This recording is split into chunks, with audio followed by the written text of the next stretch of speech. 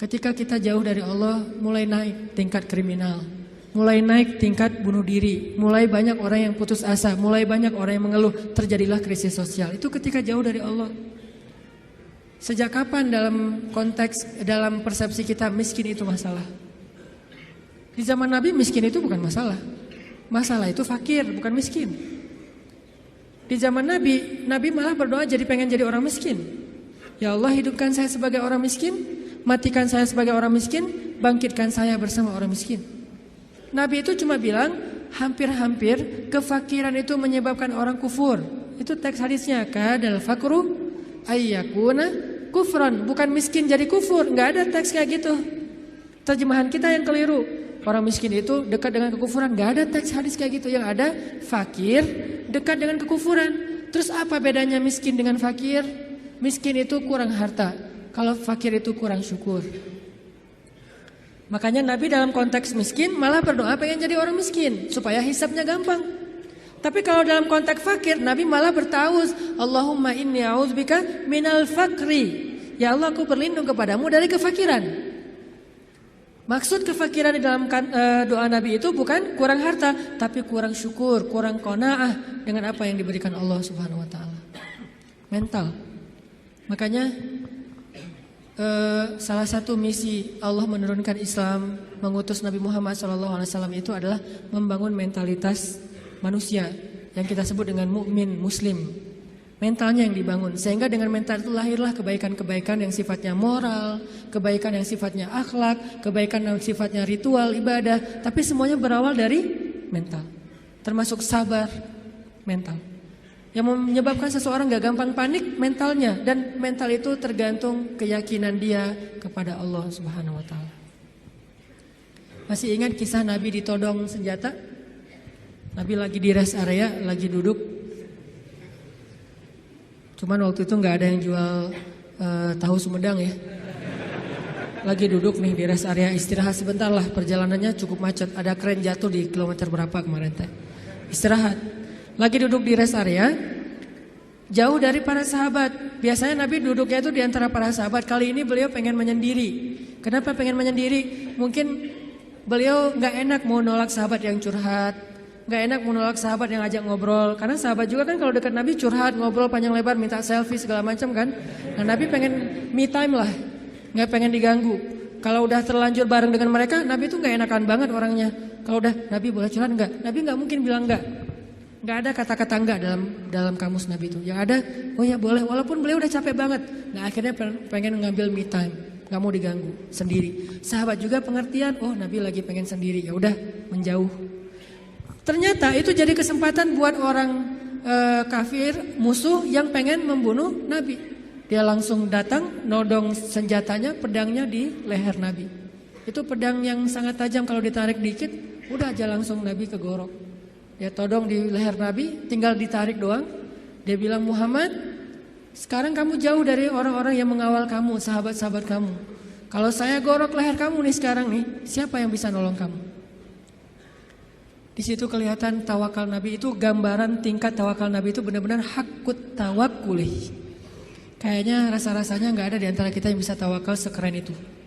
Tapi setidaknya kita bisa mengambil itu sebagai inspirasi. Ternyata tawakal itu menguatkan mental. Walaupun gak sekuat Nabi memang. Nabi kan di atas rata-rata ya, manusia paling istimewa lah. Siapa yang bisa nolongin kamu Muhammad? Nabi dengan tersenyum melihat ke arah dia, dengan tenang mengatakan, Allah. Saking mantapnya kata-kata Nabi sampai bikin orang itu gemetar, jatuh tuh pedangnya. Kita belum bisa kayak gitu. Ketika kita datangin, Pak saya mau melamar anak Bapak, kamu ngasih makan apa buat anak saya? Allah yang ngasih makan. Astagfirullahaladzim, iya terima. Gak bisa, langsung gemetar tuh orang. Mertua langsung gak bisa berdiri. Mana bisa kita naklukin mertua dengan kata-kata kayak gitu kan. Kemarin aja tadi pagi saya disuruh minta sharing di Mabes TNI aja, saya yang gemetar. Biasanya kan enjoy gitu, ceramah santai dan cari-cari bahan ngebully. Mau ngebully TNI, bayangin. Di depan jenderal-jenderal, bintang 2, bintang 3, ini mau ngebully apa ini? Saya kan mati langkah kalau nggak ngebully ya.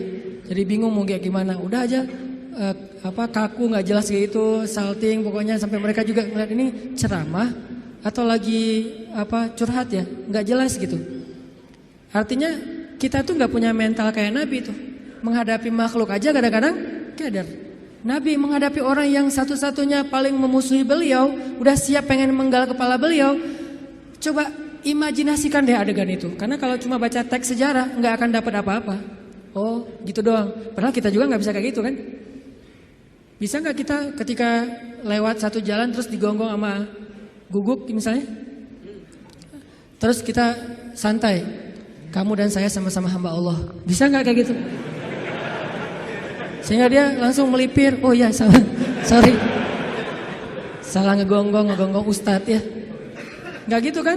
Tetap aja kaget, walaupun nggak takut mungkin kaget pasti dengan suaranya nyentangnya, baru sekali dia bersuara langsung, oh udah gitu jaim-jaim melihat orang ada yang lihat nggak saya kaget gitu kan ya. Tapi Nabi nggak sama sekali kayak gitu.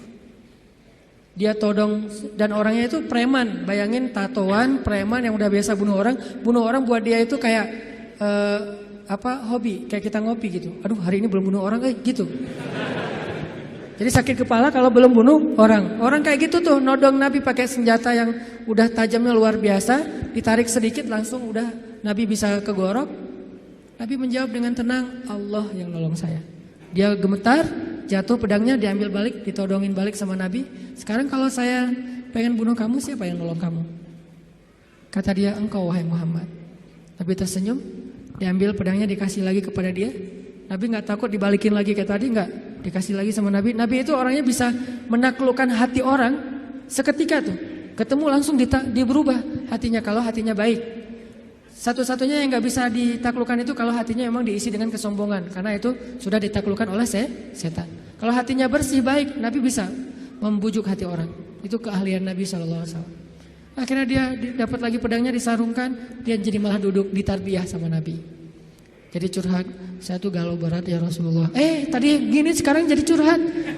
Jadi baper. Gimana nih Rasul, mending saya putusin aja gitu Rasul. Malah cerita tentang masalah pribadi. Nabi kasih solusi, Nabi tepuk-tepuk punggungnya. Ya udah sabar ya, jangan terlalu baper, kan ada Allah. Oh iya ya benar Rasulullah. Saya boleh izin pulang ke negeri saya Rasulullah, buat apa? Saya pengen ngasih tahu ke orang-orang supaya masuk Islam. Agama Islam itu luar biasa. Dia pulang ke kampungnya. Dia ceritakan kepada orang lain tentang pengalaman dia ketemu Nabi. Akhirnya berbondong-bondong orang masuk Islam. Kenapa Nabi bisa woles kayak gitu? Enggak panik. Pernah juga di kota Madinah, suatu malam ada kedengaran suara dari tengah padang pasir. Itu suara paling aneh. Kita nggak bisa meniru, yang jelas ilustrasinya suara itu bisa bikin orang kayak Umar ketakutan, bayangin. Suara yang bisa bikin orang kayak Umar, kan kita tahu keberanian Umar. Setan aja takut sama Umar kan? Tapi Umar kali ini takut dengan suara itu, coba. Umar lewat jalan misalnya nih depan Pusdai lewat nih, udah steril, setan gak bakalan lewat jalan situ. Langsung di dalam Google Map setan itu merah.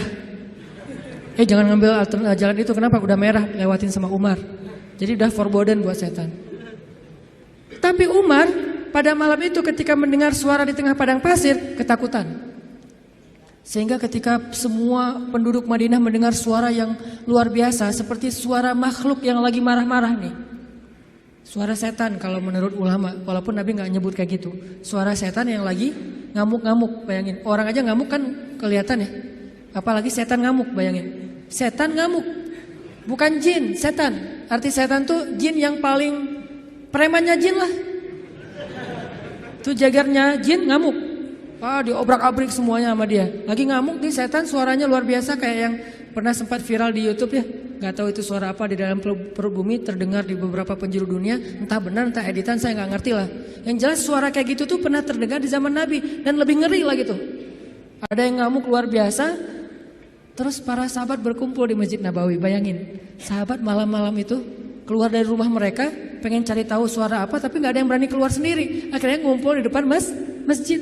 Udah ngumpul depan masjid, mereka cari Nabi. Kan rumah Nabi di sebelah masjid. Rasulullah mana? Rasulullah mana? Umar.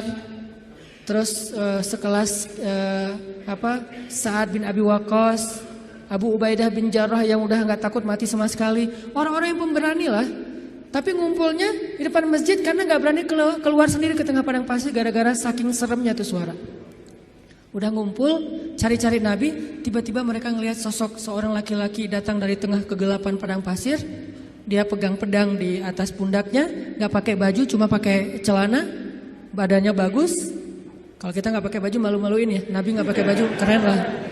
Gak pakai baju, cuma pakai celana, badannya bagus, terus pakai pedang gitu kan bener-bener kayak cerita gladiator atau siapalah Hollywood gitu kan. Naik kuda tuh gagah sendiri dari tengah kegelapan padang pasir sendiri datang, dari kejauhan ditanya siapa, ternyata Rasulullah SAW. Jadi kalau ada yang menganggap Nabi pengecut, banyak bukti Nabi itu pemberani, cuman nggak sok jagoan Nabi teh, nggak konyol. Nabi kalau misalnya berstrategi dalam perang, Nabi ada istilah dakwah sembunyi-sembunyi, bukan karena Nabi takut pada orang Quraisy. Karena kalau Nabi dakwahnya belak-belakan, nggak pakai strategi, terus beliau dibantu oleh Allah dengan mujizat, maka kita nggak bisa niru strategi dakwah Nabi, soalnya kita nggak punya mujizat. Nabi mencontohkan yang paling mudah ditiru, bukan yang paling mudah untuk beliau. Kalau mau, Nabi bisa berdakwah itu nggak butuh Abu Bakar, nggak butuh Khadijah, sendiri aja. Kalau ada Abu Jahal nantang beliau, beliau tinggal bilang ya Allah hancurkan nih orang, langsung mati itu mendadak. Mudah banget buat Nabi. Toh bulan aja dibelah sama Nabi dengan seizin Allah kan? Ketika ditantang Muhammad, kalau kamu emang Nabi coba lo belah tuh bulan. Kalau saya bisa membelah bulan, apakah kalian beriman? Ya, kita lihat aja nanti. Posting dulu pokoknya. Akhirnya Nabi Bismillah ya Allahu Akbar, kebelah bulan, benar-benar kebelah dua. Mereka bilang Muhammad telah menyihir mata kita. Kata Nabi Muhammad, kalau kalian merasa mata kalian yang tersihir, ini hanya halusinasi. Coba kita tanya kepada musafir yang sebentar lagi datang dari tengah padang pasir. Apakah mereka melihat malam ini bulan terbelah? Kan gak mungkin saya menyihir orang yang jauh. Ternyata datanglah musafir dari tengah padang pasir lewat kota Mekah, karena Mekah ini salah satu transit juga. Orang-orang langsung berkumpul nanya, apakah kalian melihat kejanggalan di langit malam ini? Ya, kejanggalan apa? Bulan terbelah. Ternyata Muhammad itu adalah Lord of the Ring, bapaknya para penyihir. Bukan kita doang yang disihir, musafir juga disihir. Tetap gak beriman. Nabi itu kalau mau ngandelin mujizat bisa banget, tapi kita kan gak bisa niru. Makanya Nabi mencontohkan yang paling ringan, dakwah itu sembunyi-sembunyi dulu. Jangan terlalu vulgar. Supaya apa? Supaya umatnya gak celaka dengan mengambil langkah-langkah yang sembrono. Nabi itu paling pemberani, cuman gak pamer. Kalian semuanya apa-apaan? Gua paling pemberani. Gak pernah Nabi gitu. Umar, Ali, ketika ada yang nantang kaum muslimin, padahal Nabi itu kalau mau duel sama dia bisa banget. Tapi kan buat apa yang kayak gitu-gitu?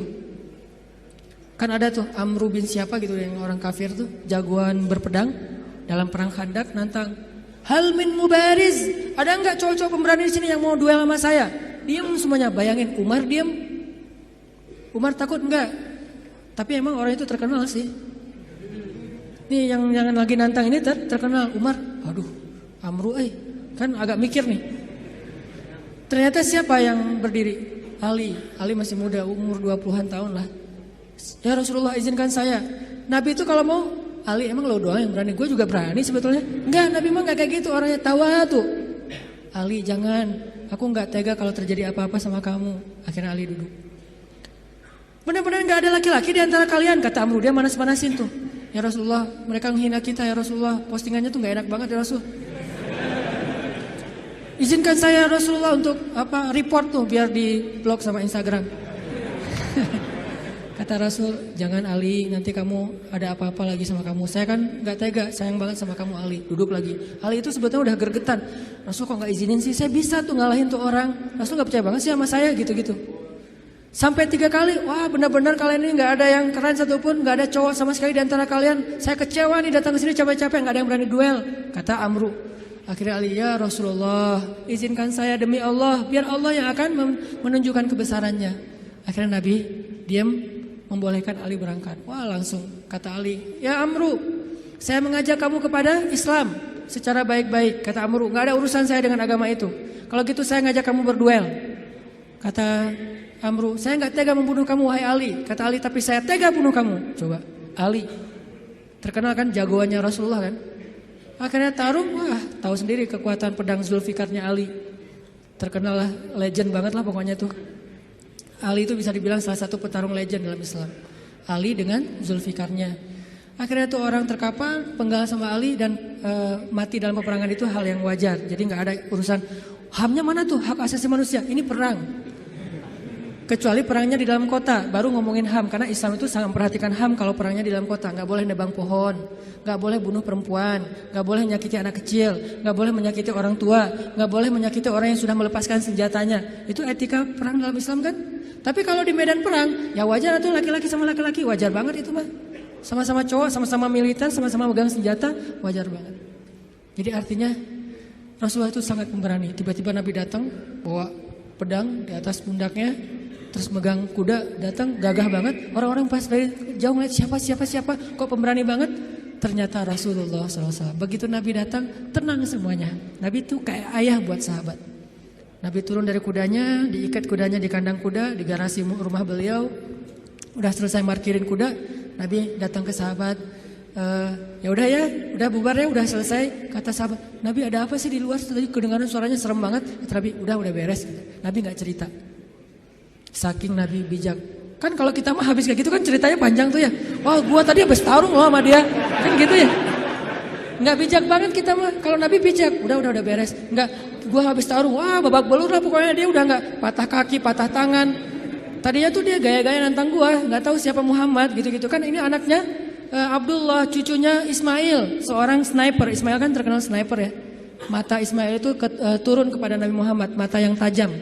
Salah satu keistimewaan Nabi itu matanya tajam, sehingga beliau itu nggak pernah meleset dari memanah.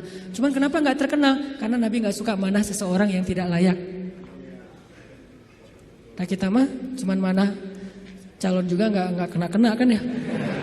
Gagal lagi. Insya Allah nanti saya sharing cara memanah. Nabi itu jagoan memanah, seorang jago main pedang, lomba berkuda pernah beberapa di waktu Nabi masih ABG nih, belum jadi Nabi, sering lomba berkuda kan, sama Hamzah, Nabi sering menang. Jadi jago kuda, jago manah sambil berkuda itu udah biasa buat Nabi. Cemen lah itu mas, kecil, sepele, kayak kita ngemil doang itu mah. Gak ada apa-apanya buat Nabi. Tapi apakah Nabi pamer? Enggak, udah beres. Gak ada Nabi cerita, wah tadi gua berantem tuh sengit banget sampai 10 ronde loh. Gak ada cerita kayak gitu. Ini menunjukkan bahwa keberanian Nabi SAW bukan hanya karena beliau punya fisik yang ideal, tapi karena punya iman yang ideal. Bilal bin Rabah itu fisiknya gak ideal. Bukan masalah warna kulit, tapi dia lemah. Karena warna kulit itu sekarang bukan lagi ukuran keren gak keren. Malah sekarang makin dof tuh kan makin gimana gitu ya. Makin dof katanya makin apa istilahnya? Ya gak enak nyebutnya dalam masjid. Nah Bilal itu mungkin dia orang yang kulit hitam. Tapi bukan itu masalah Bilal, fisiknya lemah. Pernah tarung sama Wahsy, sama-sama dari budak Habasyah, itu nggak perlu satu ronde, setengah ronde juga selesai. Sekali dorong Bilal jatuh langsung nggak berdaya. Saking lemahnya Bilal. Terkenal fisik Bilal itu lemah. Ada yang lebih lemah daripada Bilal, siapa? Abdullah bin Mas'ud. Sampai dijuluki kaki burung belibis. Saking kaki Abdullah bin Mas'ud itu kecil banget, sehingga tendang sedikit langsung jatuh tuh, nggak ada kuda-kudanya Ibnu Mas'ud. Tapi kenapa Ibnu Mas'ud ini bisa membunuh Abu Jahal dalam perang Badar? Kenapa Bilal bisa bertahan seperti gunung Uhud ketika disiksa berbulan-bulan lamanya? Padahal fisiknya lemah, sampai orang-orang kafir Quraisy juga heran. Sekarang siapa yang kuat?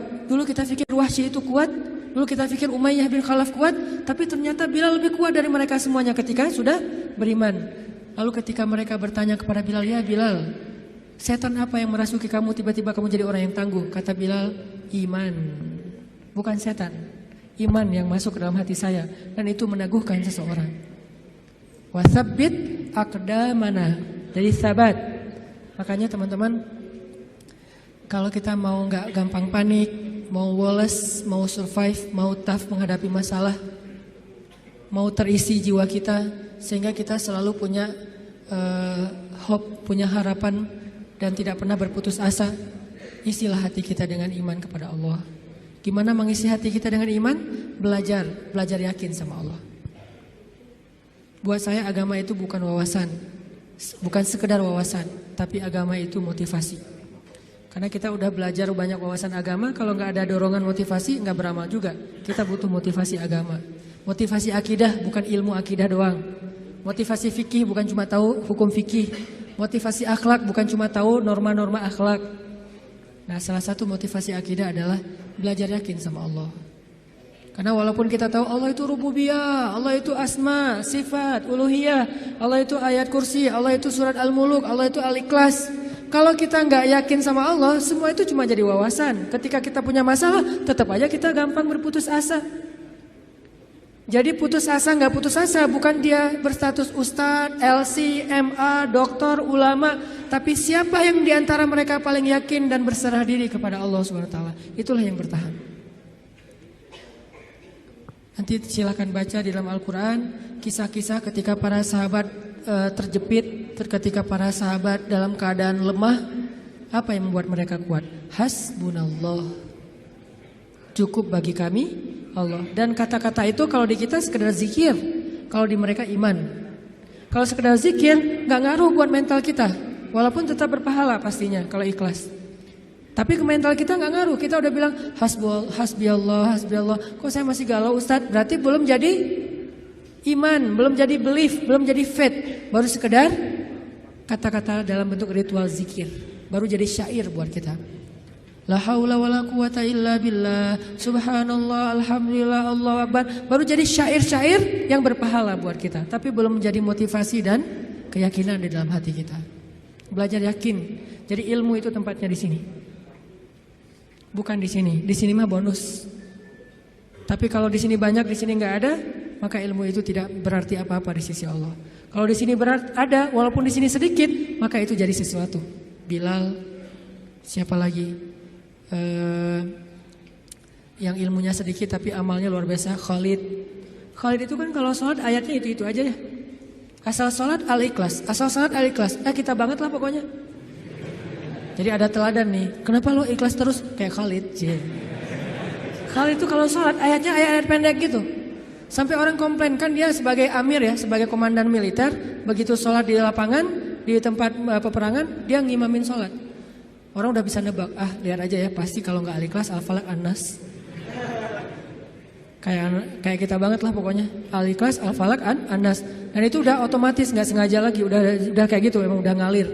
Satu paket, sholat pasti itu. Sampai orang komplain, Khalid, kangen sekali-kali ganti ayat yang lain. Sekali-kali ayatnya yang panjang gitu biar kita lebih semangat. Kata Khalid, maaf ya hafalan saya cuma segitu-segitunya. Soalnya saya sibuk dengan tugas-tugas militer, jadi gak sempat ngafal Quran. Kalau kita tugas militer enggak, hafal juga enggak ya.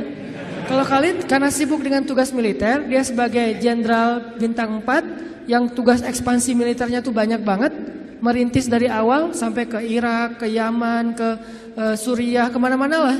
Akhirnya gak sempat ngafal Quran secara konsen kayak Ibnu Mas'ud, Ibnu Abbas. Maaf ya gitu.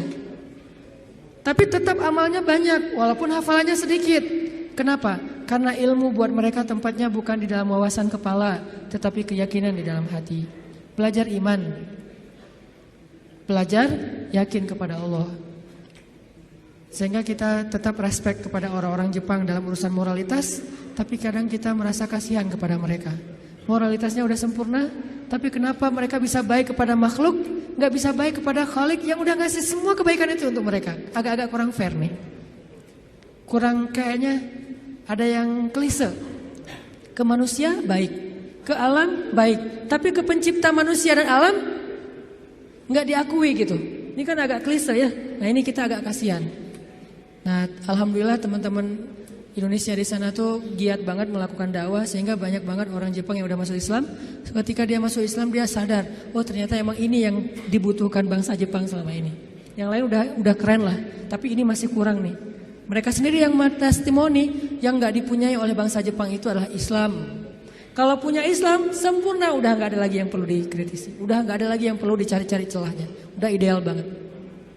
Tapi itulah makhluk. Tidak ada yang sempurna, sehingga tugas kita bukan menjudge, bukan menghakimi, bukan menjelek-jelekan, bukan mengeneralisir. Tugas kita adalah saling mengisi. Di satu sisi kita respect dengan moralitas orang Jepang, di sisi yang lain kita tetap yakin tanpa iman semua itu tidak akan pernah benar-benar hakiki. Ibarat casingnya bagus, tapi nggak ada software apa-apa di dalamnya. Jadi nggak bisa terlalu optimal dipakainya juga. Itulah kita. Mudah-mudahan kita belajar juga kepada bangsa-bangsa yang udah modern, tapi mereka disiplin, walaupun mereka nggak tahu teks-teks agama, supaya nggak jadi bumerang buat agama kita, teman-teman. Kalau selama ini mungkin banyak yang ngelihat Islam itu sesuatu dengan sebelah mata, bukan Islamnya yang remeh. Bukan Islamnya yang gak sempurna, yang gak ideal. Kita yang belum menunjukkan idealnya Islam kepada manusia. Bisa jadi yang menjelek-jelekan Islam itu bukan orang di luar Islam. Kita sendiri tanpa kita sadari. Gimana caranya menjelekkan Islam? Kita mungkin gak menghina Islam, gak menghina Al-Quran, gak menghina hadis. Tapi akhlak kita yang gak sabar, sama saja seperti kita menampilkan wajah Islam yang tidak ideal, yaitu wajah kita atau akhlak kita. Ketika kita memakai baju Islam, di situ ada tanggung jawab besar. Kita harus tunjukkan Islam yang indah, Islam yang ideal kepada semua manusia. Saya juga kadang-kadang sedih ngelihat Arab Saudi terutama, karena di situ pusatnya Islam kan. Ketika kita udah sering ke luar negeri, ke Jepang, ke Korea, ke Singapura, kemana-mana gitu yang teratur, pergi ke negeri pusatnya Islam, baru juga sampai di bandara, baru di imigrasi, itu kita udah kayak jomplang banget gitu. Di Singapura imigrasinya, kalau misalnya kita bawa bayi, dikasih jalur khusus bagi yang bawa bayi, biar cepet, nggak perlu ngantri. Terus kalau misalnya kita salah ngantri, dikasih tahu, udah ada yang petugasnya senyum ngasih tahu, dikasih form supaya kita ngisi sambil jalan. Di Jeddah, kita udah ngantri, mereka ngobrol sampai minum teh. Hei, ngobrol berdua. Ya kita ngantri nih. Kalau kita agak protes sedikit, Pak, saya udah ngantri tadi, dia marah-marah kepada kita. Ini kasihan, bukan Islamnya ya. Orangnya yang tidak bisa menunjukkan betapa indahnya Islam. Nabi gak pernah nyontohin kayak gitu loh. Karena sifat Nabi itu rafah banget. Gak usah orang ngantri, orang baru ngelihat ke Nabi aja, Nabi langsung senyum. Berarti mereka telah meninggalkan sunnah Nabi ketika mereka mengangkat slogan-slogan sunnah, tapi mereka tidak menjalankan sunnah itu dengan lebih luas. Padahal sunnah Nabi, teladan Nabi salah satunya adalah dalam urusan akhlak yang luar biasa. Jadi kita kayak mempermalukan Nabi tuh.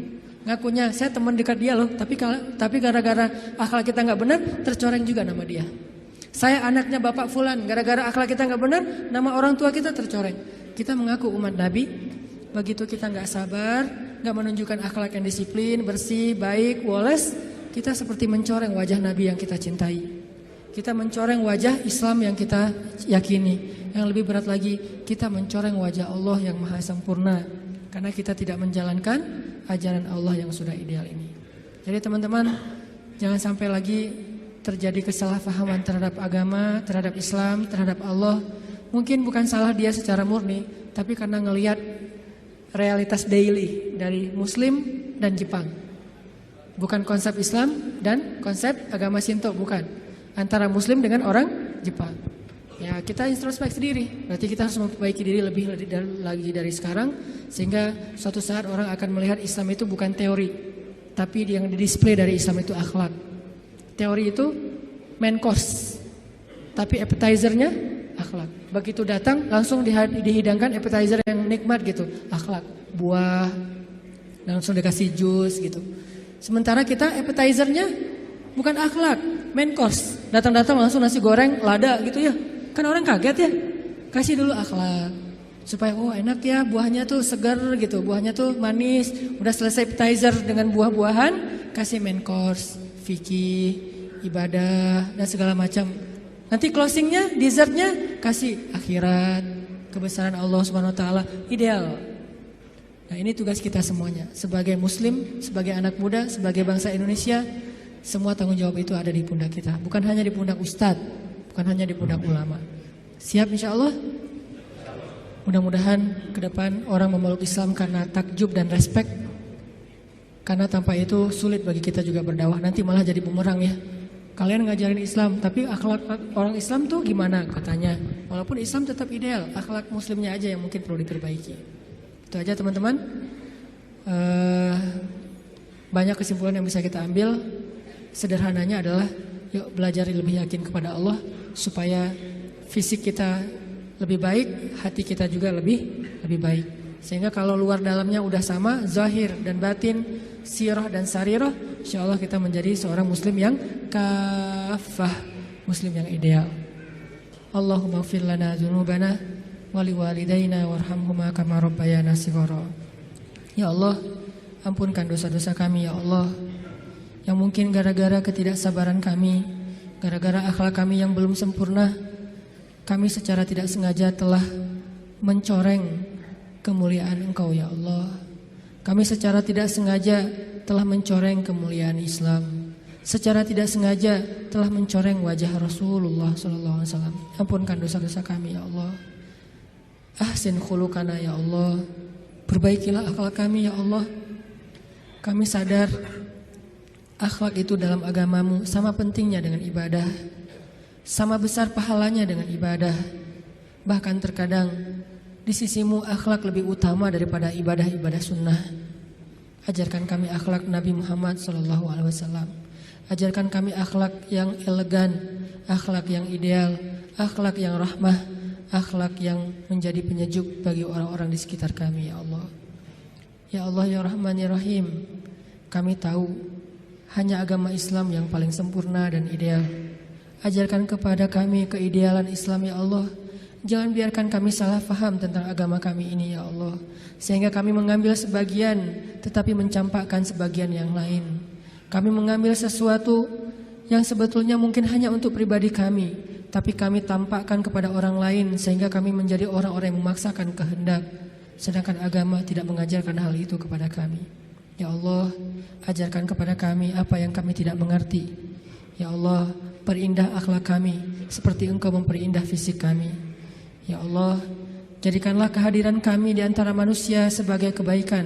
Janganlah Engkau biarkan kami menjadi beban bagi orang-orang di sekitar kami, apalagi menjadi musibah atas diri mereka.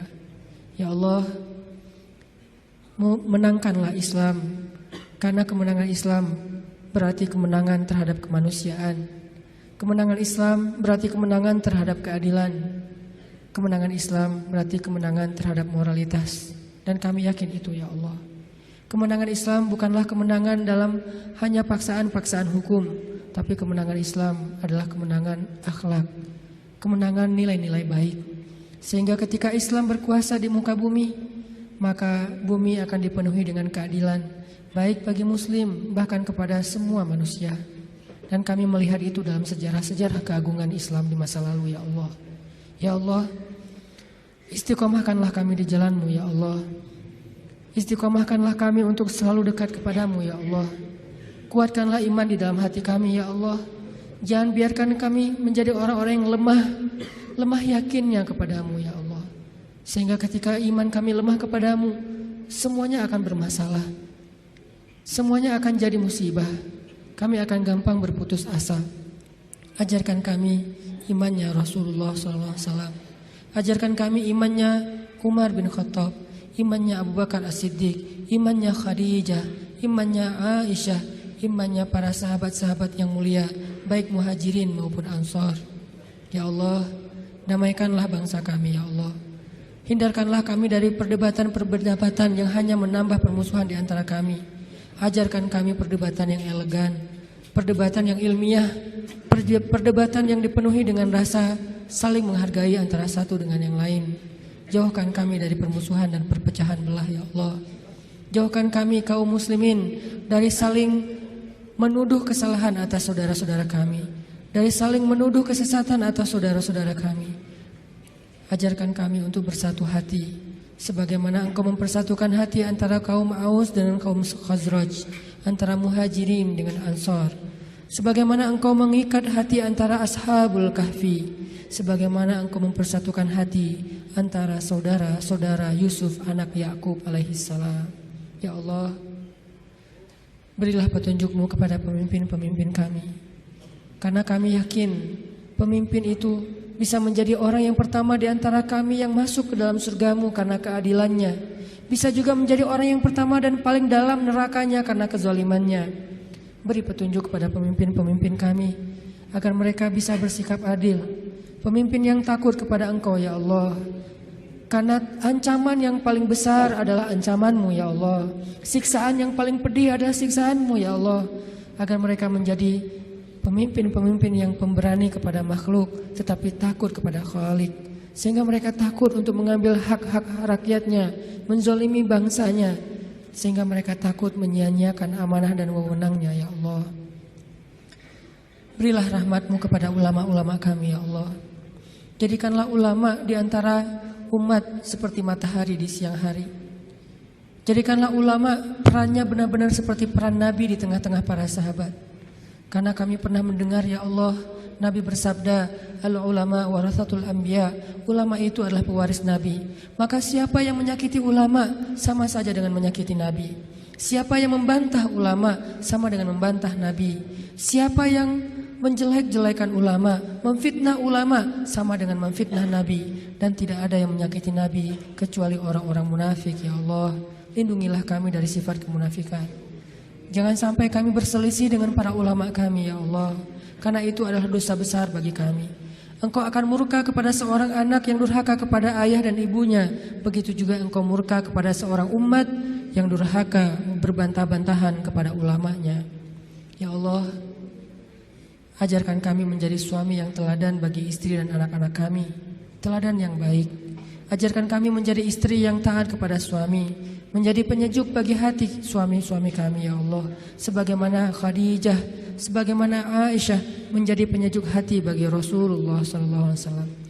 Ajarkan kami menjadi seorang suami yang penyabar, seperti sabarnya Rasulullah, seperti sabarnya Umar, seperti sabarnya Ali bin Abi Thalib radhiyallahu anhum ajma'in. Ya Allah, berkahilah negeri kami, bantulah dakwah kami. Sungguh tidaklah kami berdakwah kecuali karena kami cinta kepada agama ini, karena kami cinta kepada negeri ini, karena kami ingin memberikan karya-karya yang positif, membangun negeri dan menjalankan agama yang Engkau amanahkan kepada kami ya Allah. Bantu kami dalam dakwah kami ya Allah. Bujuklah hati-hati pemuda Islam di Indonesia agar kami sama-sama berhijrah dan belajar agama lebih baik, agar kami memperbaiki akhlak kami, agar kami lebih dekat dengan rumah-rumah-Mu ya Allah. Ya Allah ya Rabbana, beri kami kebaikan di dunia dan kebaikan di akhirat.